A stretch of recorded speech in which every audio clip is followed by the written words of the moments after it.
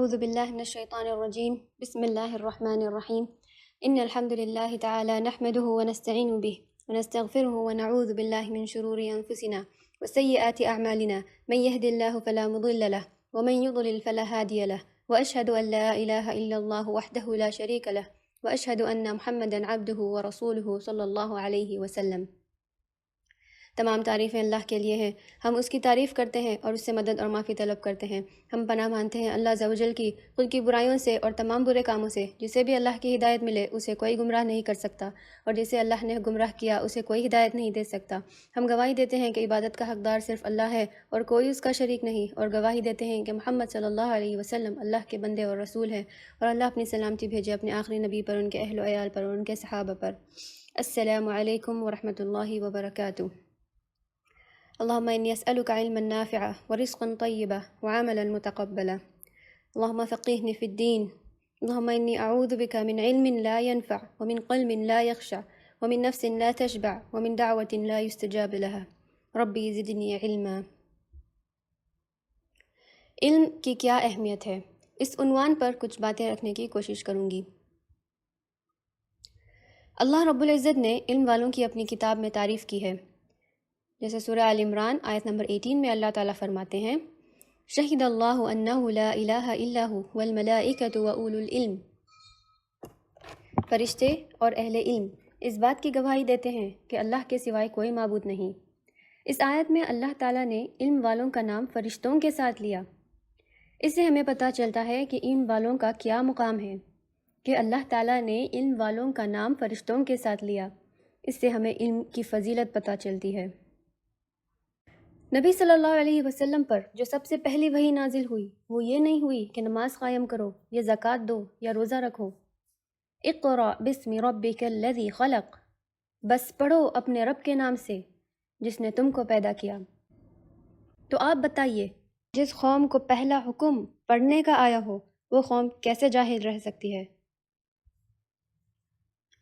حضرت انس بن مالک رضی اللہ عنہ سے روایت ہے کہ رسول صلی اللہ علیہ وسلم نے فرمایا طلب العلم فریضۃ علی کل مسلم، ہر مسلمان پر علم کا حاصل کرنا فرض ہے۔ فرض کا مطلب ہم سب سمجھتے ہیں۔ فرض کا ہم نہیں کرنے پر گناہ ہوگا اور اس کا سوال کیا جائے گا۔ علم کے متعلق قیامت کے دن ہم سب سے یہ سوال کیا جائے گا کہ دین کا علم کتنا حاصل کیا اور اس پر کتنا عمل کیا۔ تو یہ اتنی سیریس بات ہے کہ ہمیں اس پر غور و فکر کرنا چاہیے۔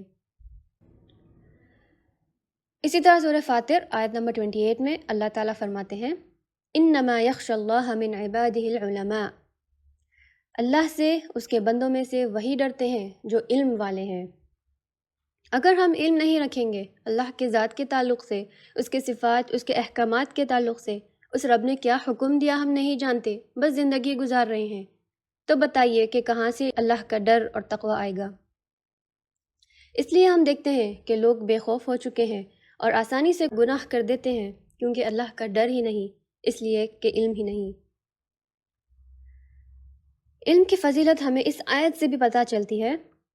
سورہ طٰہٰ آیت نمبر 114 میں اللہ تعالیٰ فرماتے ہیں وَقُلْ رَبِّ زِدْنِي عِلْمًا، اللہ تعالیٰ نے نبی صلی اللہ علیہ وسلم کو حکم دیا کہ اپنے رب سے علم میں اضافے کی دعا کیجیے۔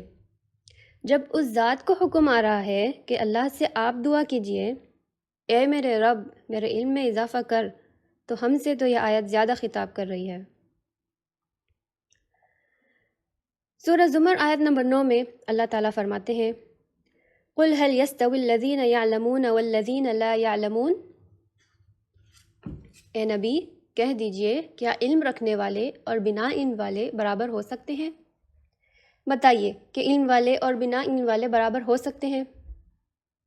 جس طرح سیاہ اور سفید برابر نہیں ہو سکتے، اندھا اور دیکھنے والا برابر نہیں ہو سکتے، اچھائی اور برائی برابر نہیں ہو سکتی، اسی طرح عالم اور جاہل برابر نہیں ہو سکتے۔ ان والوں کی فضیلت ہے اللہ کے پاس۔ سورہ مجادلہ آیت نمبر 11 میں اللہ تعالیٰ فرماتے ہیں یرفع الذین آمنوا منکم والذین اوتوا العلم درجات، اللہ ان لوگوں کو جو تم میں سے ایمان لائے اور جنہوں نے علم حاصل کیا ان کے درجات بلند کریں گے۔ تو پتہ چلا جو ایمان لائے اور اس کے بعد علم حاصل کیے، یہ دونوں چیزیں وجہ بنتی ہیں انسان کے درجات بلند ہونے کی۔ یہ علم ہی ہے جو انسان کے درجات کو بلند کر دیتا ہے۔ صحیح مسلم کی حدیث ہے، رسول صلی اللہ علیہ وسلم نے فرمایا، جو شخص علم کی تلاش میں نکلتا ہے اللہ تعالیٰ اس کے لیے جنت کا راستہ آسان کر دیتا ہے۔ یہاں جنت کا راستہ آسان ہو جاتا ہے کا کیا مطلب ہے؟ جب انسان علم حاصل کرتا ہے، علم اس کو بتاتا ہے کہ کیا صحیح ہے اور کیا غلط ہے، کون سا راستہ جنت والا ہے اور کون سا جہنم کا۔ اس طرح علم حاصل کرنے والے کو جنت کا راستہ آسان ہو جاتا ہے۔ ابو داؤد کی حدیث ہے، عالم کی فضیلت عابد پر ایسی ہے جیسے چاند کی فضیلت سارے ستاروں پر ہے۔ عابد کس کو کہتے ہیں؟ عابد کہتے ہیں عبادت گزار کو، جو دن میں روزہ رکھے، رات میں عبادت کرے، قرآن کی تلاوت کرے، بس اللہ کی عبادت میں رہے۔ اور عالم کہتے ہیں علم دینے والے کو، پڑھانے والے کو یا پڑھنے والے کو۔ تو عالم کی فضیلت عابد پر ہے۔ عالم کی مثال چاند کے مانند ہے، یعنی سب کو روشنی دیتا ہے، اندھیرے میں راستہ دکھاتا ہے۔ اور عابد کی مثال ستاروں کے جیسی ہے، جو محدود ہوتے ہیں، صرف اپنی ذات تک ہوتے ہیں۔ عابد کی عبادت اپنے حد تک محدود ہوتی ہے۔ اس لیے عالم کی فضیلت عابد پر ایسی ہے جیسے چاند کی فضیلت سارے ستاروں پر ہے۔ اسی طرح علم کی فضیلت جامع ترمذی کی روایت ہے، آپ صلی اللہ علیہ وسلم فرماتے ہیں، عالم کی فضیلت ایسی ہے جیسے میری فضیلت تم میں سے ادنا پر ہے۔ جیسے محمد صلی اللہ علیہ وسلم کی فضیلت ہے ایک عام آدمی پر، ویسی فضیلت ہے عالم کی۔ سبحان اللہ۔ آگے فرماتے ہیں، اللہ تعالیٰ، اس کے فرشتے، زمین کی تمام مخلوقات، حتیٰ کہ بلوں میں رہنے والی چونٹیاں، آسمان میں اڑنے والے پرندے اور سمندر کی مچھلیاں بھی دعائیں خیر کرتے ہیں اس شخص کے لیے جو لوگوں کو علم سکھاتے ہیں یا علم بانٹتے ہیں۔ علم بانٹنے کی یہ فضیلت ہے تو ظاہر سی بات ہے، علم جب بانٹیں گے جب علم ہوگا، تو اندازہ لگائیے کہ علم حاصل کرنے کی کتنی بڑی فضیلت ہے۔ علم طاقت ہے۔ رسول صلی اللہ علیہ وسلم فرماتے ہیں، اللہ تعالیٰ جس کے ساتھ خیر کا معاملہ چاہتے ہیں اس کو دین کی سمجھ دے دیتے ہیں۔ دین کی سمجھ دے دیتے ہیں۔ سمجھ کا کیا مطلب ہے؟ کہ انسان صرف نالج یا صرف انفارمیشن کی حد تک نہیں، بلکہ اس کے اندر کیا ہے، اس کا مقصد کیا ہے، اس کی حقیقت کیا ہے، یہ چیز انسان کو عطا ہوتی ہے۔ جیسے سورہ بقرہ میں اللہ تعالیٰ فرماتے ہیں، یؤتی الحکمۃ من یشاء ومن یؤتی الحکمۃ فقد اوتی خیرا کثیرا۔ وہ حکمت عطا کرتا ہے جس کو وہ چاہتا ہے، اور جس کو حکمت دے دی گئی اس کو بہت بڑی بھلائی مل گئی۔ حکمت کیا ہے؟ کون سا کام کس وقت کیسے کرنا چاہیے، اس بات کا ڈیسیشن حکمت ہے۔ اور یہی دین کی سمجھ ہے کہ انسان کو حکمت عطا ہوتی ہے۔ اللہ ہم سب کو دین کی سمجھ عطا کر دے، آمین۔ آخر میں یہ کہنا چاہوں گی کہ ہمیں چاہیے کہ ہم علم حاصل کریں، حلال اور حرام کا، قیامت کے دن کا، جنت اور جہنم کا۔ یہ ضروری ہے کہ ہمیں ہمیشہ سیکھتے رہنا چاہیے اور سیکھنے کے عمل کو کبھی ختم نہیں کرنا چاہیے۔ اللہ رب العزت سے دعا ہے کہ اللہ سبحانہ وتعالیٰ کہنے سننے سے زیادہ عمل کرنے کی توفیق دے۔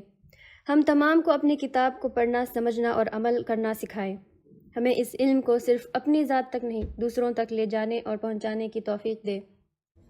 یا اللہ، آپ دلوں کو پھیرنے والے ہیں، ہمارے دلوں کو اپنے دین پر ثابت قدم رکھ۔ یا اللہ، ہم نفع دینے والا علم، پاکیزہ رزق اور قبول ہونے والی اعمال کی دعا کرتے ہیں۔ یا اللہ، ہم پناہ مانگتے ہیں ایسے علم سے جو نفع نہ دے۔ ہمیں جب تک زندہ رکھے، اسلام اور ایمان پر زندہ رکھے، ہمارا خاتمہ ایمان پر ہو، آمین۔ وآخر الدعوانا والحمد للہ رب العالمین۔ سبحانک اللہم وبحمدک واشہد ان لا الہ الا انت استغفرک واتوب الیک۔